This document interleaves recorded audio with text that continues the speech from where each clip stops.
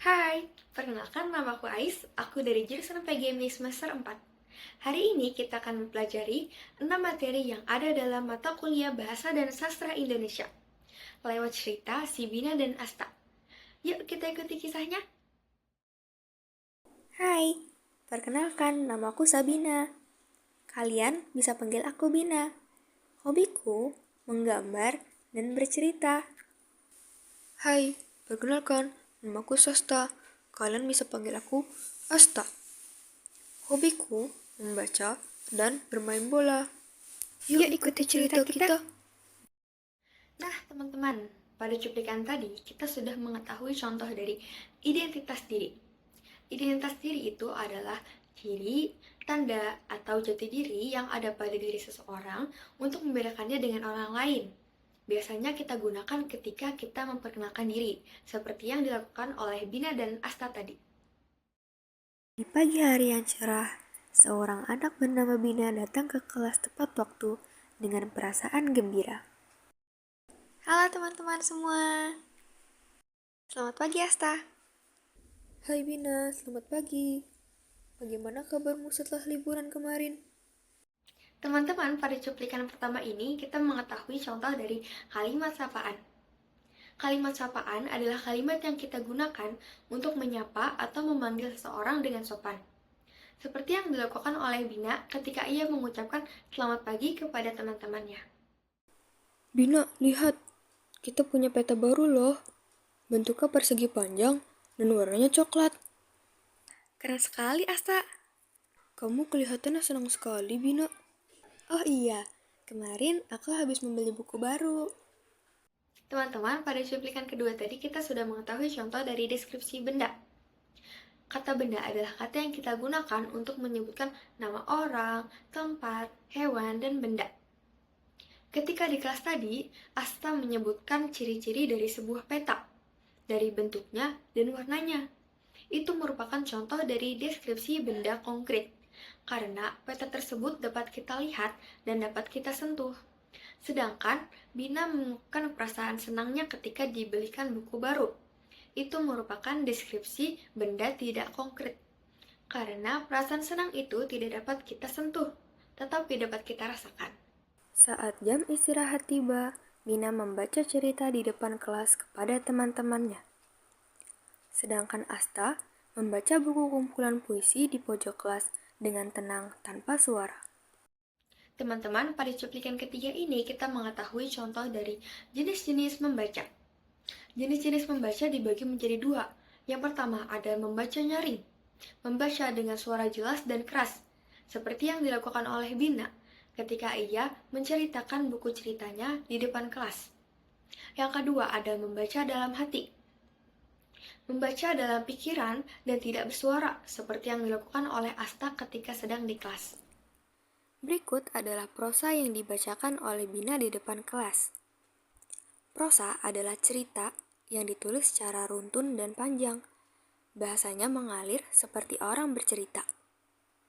Dan ini adalah puisi yang sedang dibaca oleh Asta. Puisi adalah karya sastra yang ditulis dengan kata-kata indah, berirama, dan memiliki bait-bait. Kalau ini adalah teks pidato. Teks pidato adalah teks yang berisi kata-kata dengan tujuan mengajak, memberi semangat, dan menyampaikan informasi dan dibacakan di depan banyak orang. Dalam menulis teks pidato, kita bisa menggunakan tulisan tegak bersambung agar tulisan menjadi lebih rapih dan indah. Tulisan tegak bersambung adalah cara menulis huruf yang saling terhubung satu dengan yang lainnya, seperti contoh ini. Asta, aku bingung deh. Tadi di kelas kita belajar tentang parafrase, ringkasan, dan ikhtisar. Apa sih bedanya? Ketiganya memiliki arti yang berbeda, Bina. Parafrase itu kita menulis ulang kalimat orang lain menggunakan kata-kata kita sendiri, dan artinya tetap sama. Kalau ringkasan itu, kita mengambil bagian penting dari sebuah teks dengan urutan ceritanya sama dengan teks aslinya. Kalau ikhtisar, mirip ringkasan, tetapi lebih bebas dalam penulisannya, tidak harus sesuai dengan urutan cerita teks aslinya. Ketika waktu pulang tiba, Bina melihat Bu Guru masih berada di mejanya.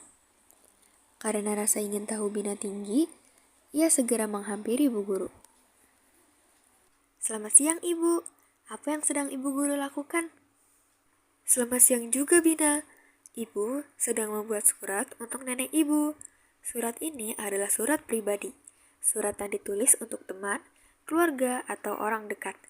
Nah, isinya bisa tentang kabar, cerita, atau ucapan. Apakah surat ini berbeda dengan surat undangan dari sekolah, Bu? Betul Bina, surat undangan dari sekolah termasuk ke dalam surat resmi.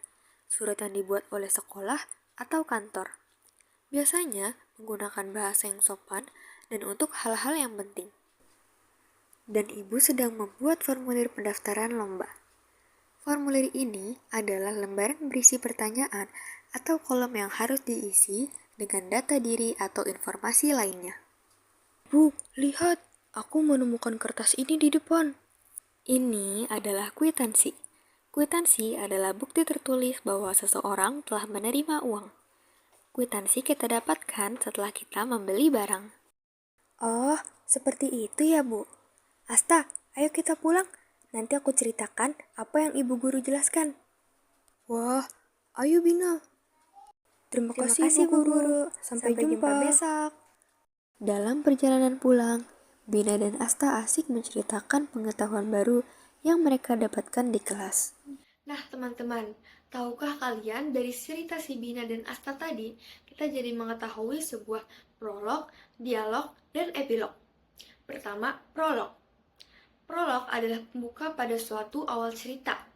Yang kedua ada dialog. Dialog adalah sebuah percakapan antara dua orang atau lebih pada sebuah cerita. Dan yang ketiga adalah epilog. Epilog adalah penutup pada akhir sebuah cerita. Itu dia keenam materi yang ada dalam mata kuliah Bahasa dan Sastra Indonesia. Teruslah mencari dan belajar. Aku pamit, terima kasih dan sampai jumpa.